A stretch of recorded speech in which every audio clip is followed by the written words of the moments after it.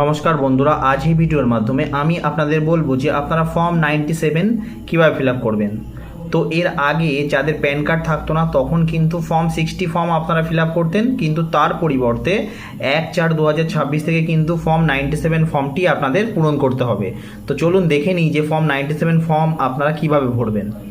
সবচেয়ে প্রথমে দেখুন যে পার্ট এ নেচার অফ ট্রানজ্যাকশানস। তো নেচার অফ ট্রানজ্যাকশানসে আপনি যে ফর্ম 97 ফর্মটি ফিল আপ করেছেন, এটা কী পারপাসে, কী উদ্দেশ্যে, যে এফডি করার জন্যে, নাকি আপনি 50,000 টাকার উপরে টাকা জমা দেওয়ার জন্যে।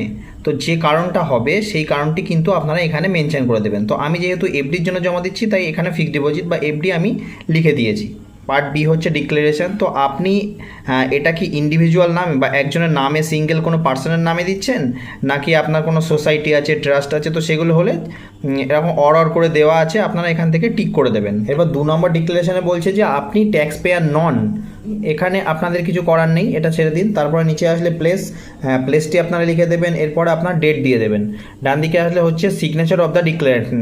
তো যিনি জমা করছেন তার সিগনেচার কিন্তু এখানে করতে হবে। এরপর চলে আসবো পার্ট সিতে। তো পার্ট সিতে হচ্ছে আইডেন্টিটি অ্যান্ড অ্যাড্রেস ডিটেলস। তো আইডেন্টিটি অ্যান্ড অ্যাড্রেস ডিটেলস এখানে সবচেয়ে প্রথমে আপনারা নাম লিখবেন, ক্যাপিটাল লেটারে আপনার নাম লিখে দেবেন। এরপর আপনার ডেট অফ বার্থ লিখতে হবে, যদি কোম্পানি হয় তখন ইনকর্পোরেশন বা কোম্পানিটা কবে তৈরি হয়েছে সেটা দিতে হবে। তারপর ফাদার্স নেম দিয়ে দেবেন। এর পয়েন্ট নম্বর 4 বলছে যে আপনি যদি প্যান কার্ড অ্যাপ্লাই করে থাকেন, তার অ্যাকনোলেজমেন্ট নাম্বার আপনার কাছে থেকে থাকে, তখন এই ডিটেলসগুলো কিন্তু আপনারা এখানে ফিল আপ করবেন, না হলে ছেড়ে দেবেন। তারপর বলছে আধার কার্ড নাম্বার, আপনার আধার কার্ড নাম্বারটি দিয়ে দেবেন। এরপর হচ্ছে রেসিডেন্সিয়াল অ্যাড্রেস। তো রেসিডেন্সিয়াল অ্যাড্রেস, সেই রেসিডেন্সিয়াল অ্যাড্রেস যেখানে আপনি বাস করেন সেই অ্যাড্রেসটা দিয়ে দেবেন। অফিস অ্যাড্রেস, যারা কিন্তু এটা কোম্পানি বা ট্রাস্টের জন্য জমা করছেন তাদের কিন্তু অফিস অ্যাড্রেসটা থাকে, আপনার যেহেতু নেই সেহেতু আপনি ছেড়ে দিতে পারেন। এরপর হচ্ছে অ্যাড্রেস অফ কমিউনিকেশন। তো কমিউনিকেশন অ্যাড্রেস কিন্তু আপনাকে দিতে হবে। কমিউনিকেশন আপনি বাড়ির অ্যাড্রেস দিতে পারেন, যদি ইন্ডিভিজুয়াল হন তাহলে রেসিডেন্সিয়াল হবে, আর যদি আপনি কোম্পানির জন্য এটা জমা করেন তখন ওখানে অফিস অ্যাড্রেসটা কিন্তু দিতে হবে। তারপর 9 নম্বর পয়েন্টে হচ্ছে কন্ট্যাক্ট ডিটেলস। এখানে আপনার মোবাইল নাম্বার দিতে হবে, ডান দিকে দিতে হবে যে কান্ট্রি কোড আপনি দিয়ে দেবেন +91 এবং মোবাইল নাম্বারটি এখানে লিখে দেবেন। এরপর টেলিফোন নাম্বার যদি আপনার থেকে থাকে তার ডিটেলসটা দিয়ে দেবেন। এরপর আপনার যদি মেল অ্যাড্রেস থাকে সেই মেল অ্যাড্রেসটা কিন্তু এই ঘরে কিন্তু আপনাকে লিখতে হবে। এরপর 10 নম্বর পয়েন্টে বলছে যে এখানে ট্যাক্স পেয়ার আইডেন্টিফায়ার বা টিআইএন নাম্বার দিতে হবে। তো টিআইএন নাম্বার যদি কোম্পানির জন্য জমা করছেন, যে কোম্পানির প্যান কার্ড নেই তার জন্য ফর্ম 97 জমা করছে, তখন যদি তিনি ট্যাক্স পেয়ার হয় কোম্পানি, তখন সেই ট্যাক্সের টিআইএন নাম্বার কিন্তু এখানে দিতে হবে। তো ইন্ডিভিজুয়ালরা এটা ছেড়ে দেবেন।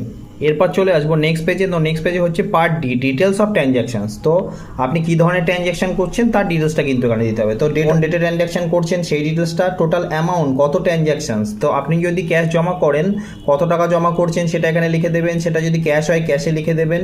এরপর 5 নম্বর বলছে in case of transaction is in joint name. যদি ট্রানজ্যাকশানটা জয়েন্ট নেমে থেকে থাকে বা কোম্পানির জন্য বা ট্রাস্টের জন্য জমা করছেন, এটা কিন্তু তাদের ক্ষেত্রে, ইন্ডিভিজুয়ালদের জন্য এটা ফিল আপ করার দরকার নেই। এরপর চলে আসবো পার্টি হলো ডকুমেন্টস সাবমিট। তো আপনি কি ডকুমেন্ট সাবমিট করছেন সেটা কিন্তু আপনারা এখানে লিখতে হবে। সবচেয়ে প্রথমে হচ্ছে proof of identity.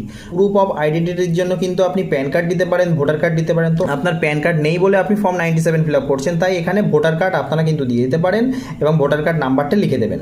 Proof of address হিসেবে কিন্তু আপনারা আধার কার্ড দিয়ে দিতে পারেন এবং আধার কার্ড নাম্বার লিখে দেবেন। ইস্যুইং অথরিটি হচ্ছে গভর্নমেন্ট অফ ইন্ডিয়া এবং ডকুমেন্টস কবে ইস্যু হয়েছে সেই ডেটটাও কিন্তু আধার কার্ডে লেখা থাকে, সেটা লিখে দেবেন।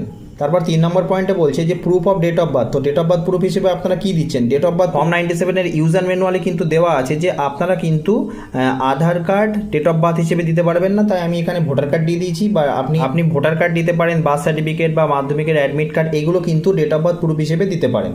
তারপর চলে আসবো পার্ট এফ, ভেরিফিকেশানের জন্য। তো ভেরিফিকেশানে আপনাকে কী করতে হবে, এখানে আপনি আপনার নাম লিখে দেবেন, তারপরে এখানে ফাদার্স নেম লিখবেন, এখানে ফর্মটি জমা করছেন, এখানে যিনি ফর্মটি জমা করছেন তার সিগনেচার হবে, ডেট, প্লেস।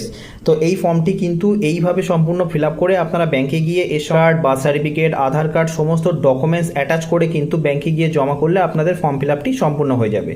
তো বন্ধুরা, আশা করছি এই ভিডিওর মাধ্যমে আপনাদের সাহায্য করতে পেরেছি। তো যদি ভিডিওটি ভালো লেগে থাকে অবশ্যই কমেন্ট করে জানাবেন।